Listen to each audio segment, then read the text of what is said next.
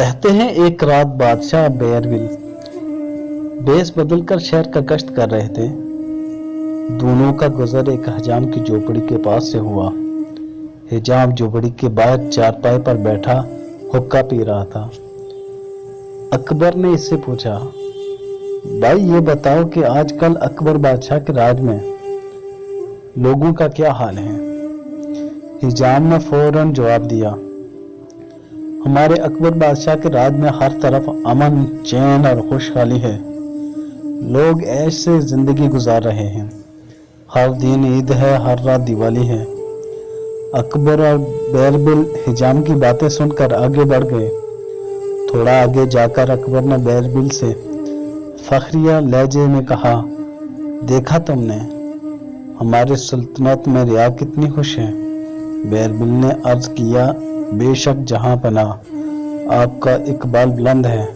चंद रोज बाद फिर एक रात दोनों का गुजर इसी मुकाम से हुआ।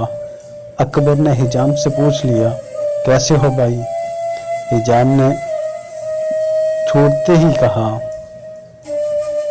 हाल क्या पूछते हो भाई, हर तरफ तबाही बर्बादी है। अकबर की हुकूमत में हर आदमी दुखी है। सत्यानाश हो इस मानूस बादशाह का। ये सुनकर अकबर हैरान रह गया। यही आदमी कुछ दिन पहले बादशाह की इतनी तारीफ कर रहा था और अब ऐसा क्या हो गया।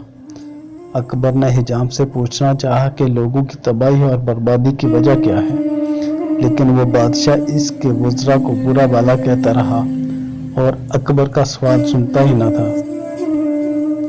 अब बादशाह ने परेशानी के आलम में बेयरबिल से पूछा, आखिर ऐसा क्या हुआ कि ये शख्स चंद ही रोज में हमारे खिलाफ हो गया। बेयरबिल ने जेब से एक थैली निकाली और बादशाह से कहा, मैं 10 अशराफियां हैं। मैंने 2 रोज पहले इसकी झोपड़ी से इसे चोरी करवा लिया था।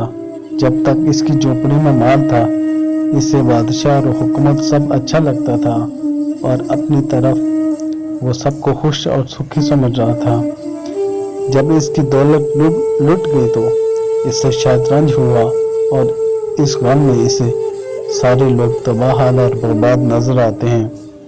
अकबर इसकी बात सुनकर चौंका। बेयरबिल ने मजीद कहा, जहांपना इससे आपको ये बताना मकसूद था कि एक फर्द अपनी खुशहाली को दूसरों की खुशी समझ लेता है, जबकि ऐसा होता नहीं है। सबके अपने मसाइल और दुख सुख हैं, जिन्हें वही बेहतर समझते हैं।